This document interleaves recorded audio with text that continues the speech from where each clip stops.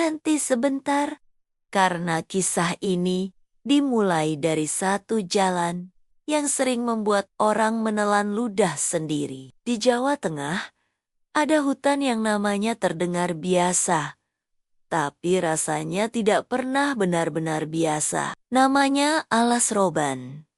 Dan kata angker seperti sudah menempel di udara di sana. Banyak orang menyebutnya jalur tengkorak. Bukan untuk kaya-kayaan, tapi karena kenyataannya sering pahit. Kalau kamu suka cerita misteri yang terasa seperti film, tekan subscribe sekarang sebelum suasananya keburu berubah. Kamu juga bisa nyalakan loncengnya, supaya setiap kisah gelap berikutnya langsung nyampe ke kamu. Alas Roban berada di wilayah Kabupaten Batang, Jawa Tengah, dan hutan ini terbentang seperti dinding hijau yang panjang. Di tengah hutan itu ada jalur kendaraan yang menghubungkan Batang dan Semarang. Jalur ini punya tanjakan curam yang terasa seperti menarik kendaraan ke belakang. Kelokannya tajam, kadang seperti memaksa pengemudi memilih antara ngerem atau berdoa. Saat ramai, padatnya kendaraan bikin suasana makin tegang karena satu kesalahan kecil bisa jadi bencana. Berita kecelakaan di jalur ini sering terdengar dan itu membuat reputasinya makin kelam. Namun di luar cerita aspal dan mesin, Alas Roban punya cerita yang lebih tua dan lebih dingin. Hutan ini pernah dikenal sebagai tempat yang masih asri, dengan pepohonan menjulang tinggi seperti tiang-tiang gelap. Dedaunan yang rimbun dan lebat menutup banyak cahaya, membuat bagian dalamnya selalu tampak redup. Ada titik-titik yang nyaris tidak terpapar matahari, seolah siang pun bisa kalah di sana. Udara dingin dan lembab menempel di kulit, membuat napas terasa berat dan pelan. Hewan buas disebut cocok hidup di sana, karena hutan menyediakan sembunyi yang nyaris sempurna. Tapi di cerita yang beredar, bukan cuma hewan yang menetap, melainkan juga sesuatu yang tak mau disebut terang-terangan. Konon, demit-demit di Alas Roban suka menyesatkan orang yang masuk tanpa hati-hati. Di masa Kesultanan Mataram, ada cerita penduduk yang masuk hutan hanya untuk mencari ranting. Langkah mereka hilang di antara rimbun, dan suara mereka tidak pernah kembali. Saat pencarian dilakukan, yang ditemukan hanya arit tergeletak di tanah. Tidak ada tubuh, tidak ada jejak, dan tidak ada jawaban yang memuaskan. Kejadian seperti itu menebar panik, karena hutan seolah memakan manusia tanpa suara. Nama Alas Roban pun semakin dipandang sebagai tempat yang menyimpan sesuatu di balik pepohonan. Kabar-kabar ini akhirnya merambat sampai ke telinga penguasa yang tak bisa mengabaikannya. Sultan Agung Hanyokrokusumo disebut menerima laporan tentang misteri di Alas Roban. Di sisi lain, Sultan Agung punya rencana untuk menjadikan hutan itu lahan tanam pangan dan pemukiman. Rencana itu besar, dan rencana besar selalu butuh jalur yang aman untuk manusia. Masalahnya, ancaman yang diceritakan bukan sekadar binatang, melainkan gangguan gaib yang dianggap nyata. Karena itu, Sultan Agung meminta bantuan seorang tumenggung yang dikenal kuat dalam kebatinan. Tumenggung itu disebut bernama Bahurkso, sosok yang disegani karena ilmu dan ketegasannya. Namun, saat utusan datang, tumenggung itu dikabarkan sedang bertapa untuk mempertebal ilmu batin. Ia belum hadir, tetapi tetap menunjukkan kesetiaan dengan mengirim upeti secara teratur. Utusan membawa surat titah yang isinya tidak main-main, yaitu perintah membabat ancaman Alas Roban sendirian. Perintah itu juga terkait rencana Sultan untuk membuka hutan menjadi lahan pangan dan pemukiman. Tumenggung Bahurso menerima titah itu dengan kesadaran bahwa tugas ini bisa menuntut nyawa. Ia mengakui ilmunya ada, tetapi ia tetap manusia yang bisa celaka. Malam itu ia bersiap, bukan dengan keramaian, melainkan dengan sunyi yang dipadatkan jadi tekad. Ia menyusun napasnya, menahan emosinya, dan menajamkan fokusnya, seperti mengasah bilah. Keesokan harinya, ia berangkat menuju alas roban saat langit masih terasa muda. Langkahnya masuk ke hutan, seperti masuk ke ruangan yang pintunya menutup pelan di belakang. Semakin dalam ia berjalan, semakin tipis suara dunia luar yang ia dengar. Dedaunan menggantung seperti atap rendah, membuat jarak pandang terasa sempit. Tumenggung memilih satu titik yang sunyi untuk semedi, karena disitulah ia bisa melihat yang tak terlihat. Dalam semedinya, semua indera seolah ditutup satu persatu, sampai yang tersisa hanya kesadaran. Ia melihat, mendengar, merasakan, bahkan mencium melalui sukma dan mata batinnya. Saat mata batin itu terbuka, hampir seluruh sudut alas roban tampak dihuni demit-demit menyeramkan. Ada sosok yang menempel di batang, ada yang merayap di tanah, dan ada yang berdiri diam menunggu. Ketegangan itu belum sempat ia atur, karena tiba-tiba sukma sang tumenggung seperti ditarik paksa kembali. Tubuhnya terhuyung, lalu jatuh ke tanah, seperti dipatahkan dari dalam. Darah naik ke tenggorokan, dan ia muntah dengan rasa panas yang aneh. Dalam pandangan yang samar, ia melihat seorang pemuda berdiri dekatnya. Pemuda itu muncul begitu saja, dan keberadaannya terasa seperti kesalahan yang disengaja. Gangguan itu memancing amarah, karena semedi bukan permainan dan hutan ini bukan tempat coba-coba. Sebelum kemarahannya meledak, pemuda itu justru bergerak cepat seperti menantang. Benturan terjadi, dan tubuh Tumenggung merasakan pukulan yang bukan sekadar fisik, melainkan juga getaran batin. Tumenggung membalas, dan pemuda itu terpental sampai muntah darah. Pemuda itu akhirnya melemah, tetapi kekacauan sudah terlanjur mengubah udara di sekeliling. Aura kegelapan mendadak menyelimuti alas roban, seperti kain hitam yang dijatuhkan dari langit. Keributan tadi seolah membangunkan seluruh penghuni hutan yang sedang diam menunggu. Demit-demit mulai muncul lebih banyak,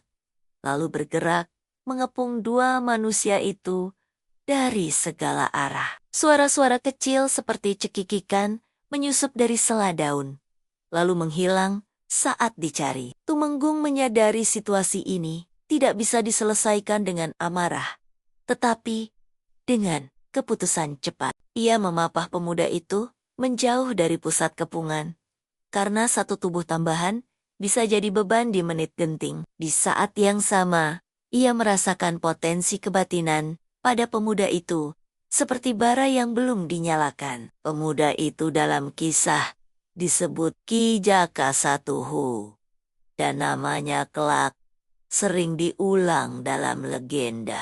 Tumenggung membuka mata batin Ki Jakasatuhu, memaksa potensi itu bangun sebelum terlambat. Karena waktu sempit, Tumenggung memerintahkan Ki Jakasatuhu keluar dari alas roban secepat mungkin. Keputusan itu terasa dingin, tapi pengorbanan sering terdengar dingin saat dijalankan. Tumenggung Bahurso lalu berdiri menghadang, menempatkan tubuhnya sebagai pagar terakhir. Ia menyemburkan sukma api. Panasnya menyambar udara lembab dan menghanguskan separuh demit alas roban. Jerit yang terdengar bukan jerit manusia, melainkan jerit sesuatu yang tidak seharusnya berada di dekat manusia. Namun kekuatan itu mengurasnya, membuat tubuhnya melemah seperti lilin yang ditinggal terlalu dekat api. Ia teringat bahwa sebelumnya ia sudah terjatuh saat semedi, dan itu membuat lukanya berlapis. Demit-demit yang tersisa marah, lalu mengepung kembali dengan cakar yang siap mencabik. Cakar-cakar itu menyayat daging, dan darah Tumenggung jatuh ke tanah yang dingin. Di tengah serangan, Tumenggung masih memaksa sukma api keluar. Walau napasnya tersendat, saat keadaan tampak akan berakhir, bantuan datang dari arah yang tidak ia sangka. Ki Jakasatuhu kembali, membawa keberanian yang tercampur nekat dan rasa bersalah. Keduanya berdiri bersebelahan, dan kepungan itu seketika tidak lagi terlihat mustahil. Mereka menembus barisan demit seperti memotong kabut, selangkah demi selangkah. Akhirnya pemimpin demit alas roban muncul. Karena kekuatan besar selalu disimpan di belakang, pemimpin itu terasa lebih pekat dari yang lain. Seperti bayangan yang punya berat, pertarungan menjadi singkat, keras, dan menuntut nyali lebih dari tenaga. Saat pemimpin demit tumbang, hutan mendadak hening, seperti menahan napas. Dalam kondisi itu, maksud kedatangan Tumenggung akhirnya ditegaskan tanpa ragu. Tujuannya jelas, yaitu meminta seluruh demit meninggalkan alas roban karena hutan itu akan dibuka. Tumenggung juga menegaskan ancaman bahwa siapapun yang kembali akan dibinasakan. Ancaman itu tidak diucapkan dengan teriakan, tetapi dengan ketenangan yang membuatnya lebih menakutkan. Para demit mundur, bukan karena kasihan, melainkan karena mengukur risiko yang tidak ingin mereka bayar. Satu persatu, pasukan demit memudar seperti asap yang ditarik kembali ke kegelapan. Saat bayangan terakhir menghilang, udara di alas roban terasa sedikit lebih longgar. Bunyi serangga kembali terdengar. Dan itu seperti tanda bahwa alam berani bernapas lagi. Tumenggung Bahurso berdiri sempoyongan karena kemenangan itu dibayar dengan darah dan tenaga. Ki Jakasatuhu memapahnya keluar dari bagian hutan yang paling rapat. Langkah mereka menembus rimbun seperti melangkah keluar dari mimpi buruk yang masih menempel di kulit. Di tepi hutan, cahaya terasa lebih terang dari biasanya, seolah mata baru belajar melihat lagi. Kabar tentang keberhasilan itu kemudian sampai kepada Sultan Agung Hanyokrokusumo. Tugas dianggap selesai, dan kesetiaan Tumenggung pun terbukti di mata kerajaan. Di lokasi pertarungan itu, menurut cerita, mulai dibangun lahan tanam pangan. Pemukiman juga perlahan didirikan, karena manusia butuh tempat tinggal yang tidak diganggu ketakutan. Nama Tumenggung Bahurso terus disebut, karena ia dianggap menahan sesuatu yang tidak terlihat agar manusia bisa hidup. Ada versi yang mengaitkan kisah pertapaan seperti Kalong dengan penamaan wilayah Pekalongan. Detailnya berbeda-beda, tetapi garis besarnya sama, yaitu pengorbanan melahirkan tempat baru. Seiring waktu, Kesultanan Mataram disebut ingin melanjutkan ekspansi dan memanfaatkan alas roban lebih jauh. Namun, rencana itu tidak berjalan mulus karena kekuatan asing datang membawa kepentingan sendiri. Poch mengusik banyak wilayah, dan alas roban pun ikut terseret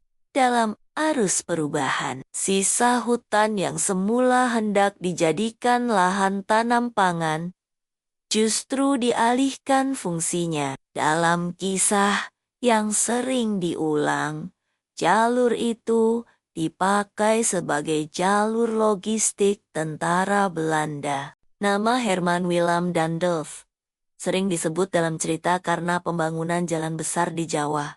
Dari situlah jalur kendaraan yang membelah alas roban menjadi semakin nyata dan semakin sibuk. Aspal menggantikan sebagian tanah, dan suara mesin menggantikan sebagian bunyi hutan. Namun, walau dunia berubah, reputasi alas roban tidak ikut hilang. Tanjakan curam dan kelokan tajam tetap ada, seperti perangkap yang menunggu kelengahan. Di malam hari, lampu kendaraan menembus kabut tipis, lalu patah-patah oleh batang pohon. Ada momen ketika suara klakson terdengar jauh, lalu mendadak lenyap seperti diserap gelap. Di titik tertentu, udara bisa terasa lebih dingin tanpa alasan yang jelas. Rasa lembab kadang seperti merayap dari tanah menuju kulit. Orang-orang yang sering lewat biasanya punya kebiasaan kecil yang tidak mereka jelaskan.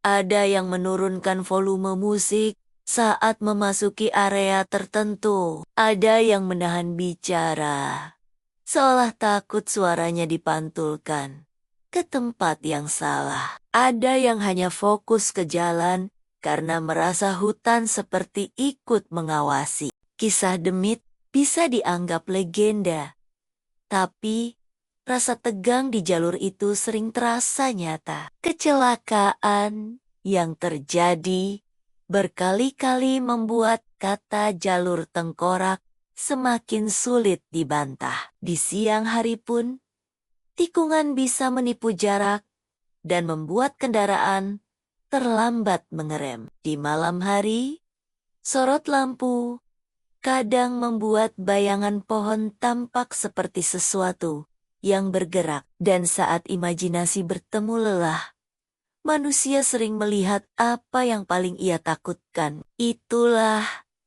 kenapa alas roban selalu punya dua cerita yang berjalan berdampingan. Cerita pertama adalah cerita jalan dan kecelakaan yang bisa dijelaskan angka dan laporan. Cerita kedua adalah cerita rasa, tentang sunyi yang terasa terlalu tebal untuk sekadar sunyi. Dalam legenda, Tumenggung Bahurso dan Ki Jaka Satuhu menjadi titik balik yang mengusir ancaman gaib. Dalam realita, jalur itu tetap menuntut kewaspadaan, karena alam tidak pernah sepenuhnya tunduk. Kalau kamu membayangkan alas roban, bayangkan hutan yang berdiri seperti tembok gelap di kanan kiri jalan. Bayangkan dedaunan rapat yang membuat langit terlihat seperti potongan kecil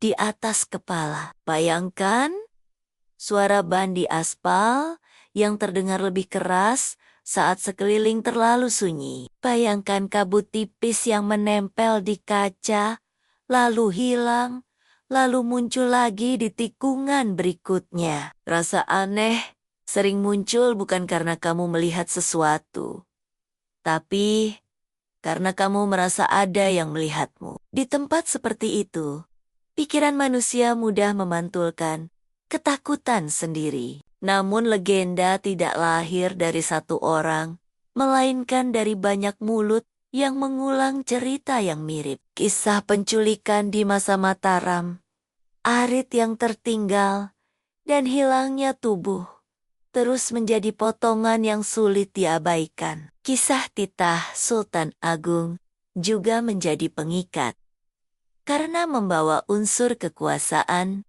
dan tujuan besar. Kisah Tumenggung yang semedi dan membuka mata batin, memberi panggung pada hal-hal yang tidak rasional. Kisah pemuda yang muncul di dekat tubuh yang muntah darah, menambah rasa ganjil yang tajam. Kisah sukma api yang menghanguskan demit, membuat legenda terasa seperti adegan yang tidak bisa dilupakan. Dan kisah pemimpin demit yang akhirnya tumbang, memberi akhir yang cukup tegas untuk sebuah dongeng. Namun akhir legenda tidak menghapus jejak tempatnya, karena tempat selalu menyimpan memori lebih lama dari manusia. Karena itu, alas roban tetap berdiri, tetap hijau, dan tetap membuat orang menelan ludah saat menyebut namanya. Kalau kamu suatu saat melintasi jalur itu, yang paling penting adalah menjaga keselamatan lebih dulu.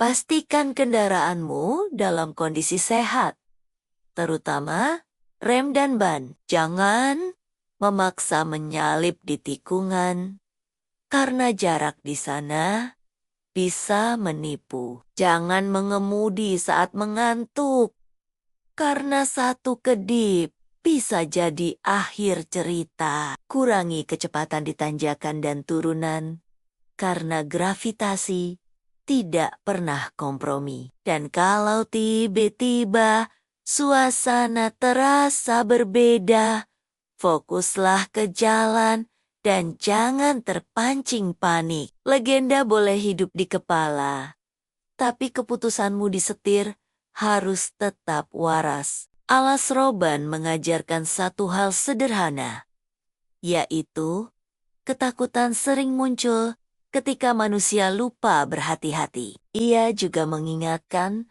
bahwa sejarah dan mitos kadang bertemu di tempat yang sama. Di satu sisi, ada Sultan Agung dan rencana lahan pangan.